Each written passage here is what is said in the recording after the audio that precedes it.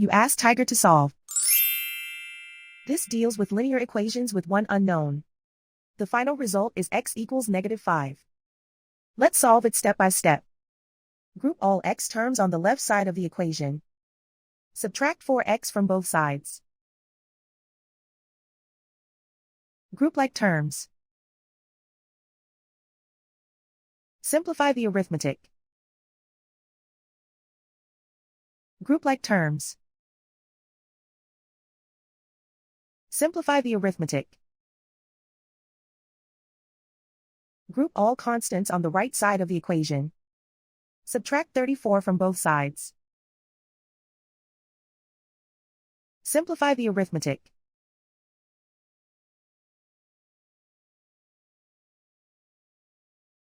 Isolate the x. Divide both sides by 3. Simplify the fraction. Find the greatest common factor of the numerator and denominator. Factor out and cancel the greatest common factor. And so the final result is x equals -5.